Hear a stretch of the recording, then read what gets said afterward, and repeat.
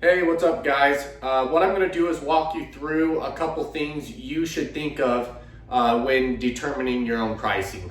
Why I'm walking you through this is I've been having a lot of people ask questions on how they should get their pricing, how much to charge, and hopefully this helps a little bit. So first thing to consider is your overhead. I need you guys to think about if you have an office, if you have whatever your monthly reoccurring bills are, no matter if you're working or not, what is it that you're gonna have to pay one way or another for the company, okay? So that's gonna be your overhead. Your operating expenses. When you sell jobs, you're gonna have certain expenses, maintenance on equipment, new equipment, gas, oil, all that stuff. So that's gonna be your operating expenses. You should add these up to find out how much in monthly cost you're gonna have, roughly in these two categories, or at least in your overhead, and then divide it by how many man hours roughly you work a month. For example, if you have $1,000 in expenses and you work roughly 100 hours a month, that's going to equal $10 an hour that's going to go directly to overhead. So $10 an hour of whatever you charge, is automatically taken out.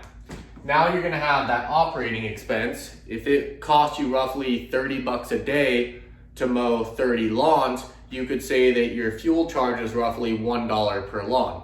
So, use that to factor in as well. And then employees, whatever your employee rates or fees are. If you don't have employees, then that's going to be more for your personal pay. Okay?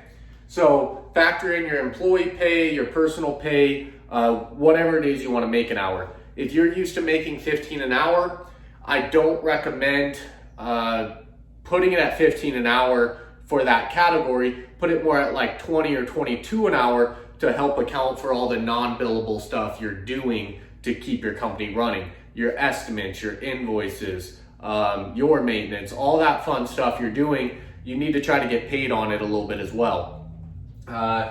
So your overhead, your operating expenses, your employees. Next, think about your size of the lawns.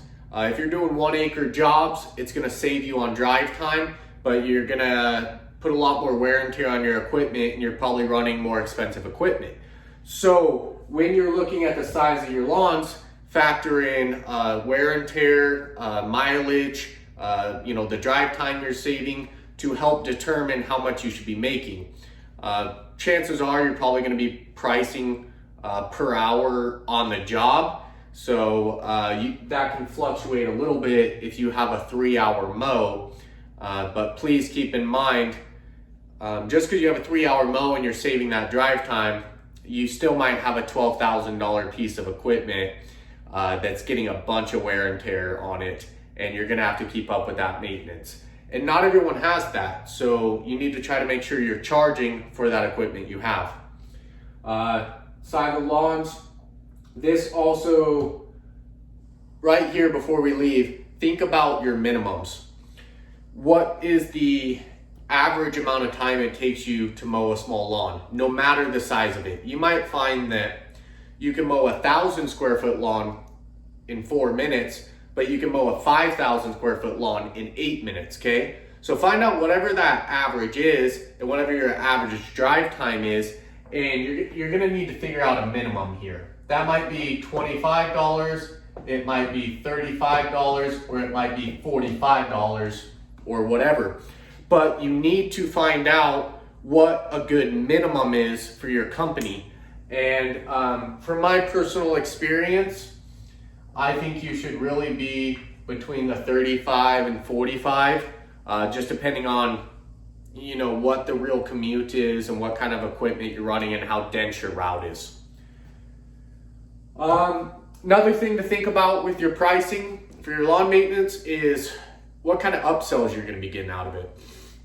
There has been certain properties where I've been okay with not making money in mowing because I knew that I was getting, 5 or 10 grand in referrals, or I was going to sell a $15,000 landscape job. Whatever it is, think about the possibilities. Or if you're gaining fertilizing, gutter cleanouts, herbicides, tree trimming, if you're gaining all these other services, you might look at it and say, I'll be competitive and I'll get in on the mowing and make all my money on the other services, right?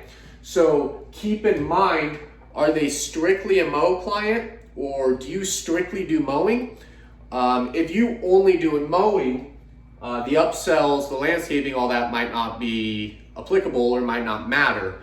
But if you offer a bunch of different services and that client is likely to have those services, you might be able to drop $5 off it because you're going to gain $3,000 a year on something else. So keep your upsells, full maintenance, all that other stuff in mind. Referrals. Personal pay, should be thinking about it with the employees, that sort of thing. How much do you want to be paid? How much does your help need to be paid? Workers' comp, unemployment, all the other stuff. Lastly, most people forget to do this.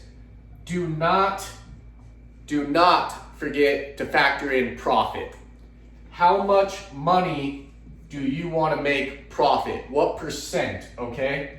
It could be percent, it could be a dollar figure, whatever it is, how much do you want to make profit?